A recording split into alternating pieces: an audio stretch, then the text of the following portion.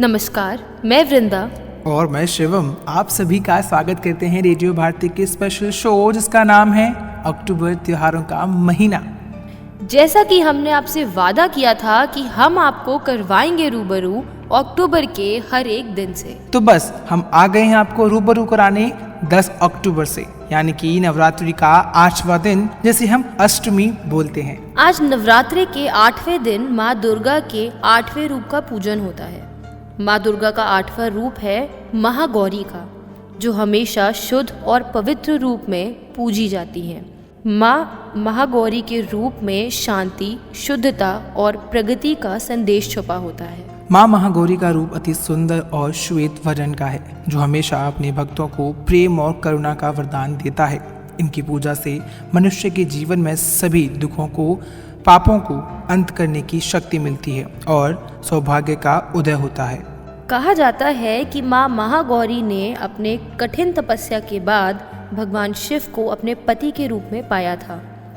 इनका स्वरूप अद्भुत है, जो हमेशा शुद्ध और आलोकित रहता है।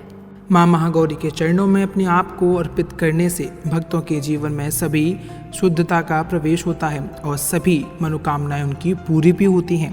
इन्हीं के हाथों में त्रिशूल और डमरू है, जो उन्नति और प्रगति का प्रतीक है। चलिए इसी के साथ सुनते हैं माँ महागौरी का एक भजन।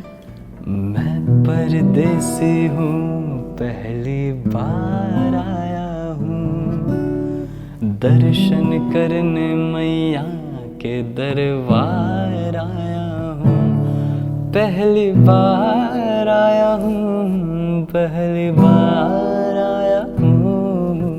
मैं परदेसी, मैं परदेसी, ओ मैया मैं परदेसी हूँ, पहली बार आया हूँ।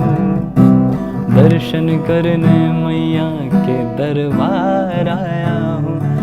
पहली बार आया हूँ, पहली बार आया हूँ। मैं परदेसी, ओ मैया मैं परदेसी, परदेसी मैं परदेसी हूँ, पहली बार आया हूँ। माँ महागौरी की पूजा से भक्तों को सौभाग्य, आरोग्य और सुख शांति का वरदान प्राप्त होता है। उनकी पूजा करने से जीवन में रोगों का अंत हो जाता है। माँ के आशीर्वाद से जीवन में नई शुरुआत होती है। जब भक्त इनकी पूजा करते हैं, उनके जीवन में और प्रकार का आर्थिक और व्यक्तिगत विकास होता है। माँ को सफ़ेद कपड़े अर्पित करें, उनको गंगा जल से स्नान कराएं और सफ़ेद फूल, सिंदूर और अक्षत अर्पण करें। उनकी मनोकामनाएं पूरी करने के लिए माँ के मंत्र का उच्चारण करें।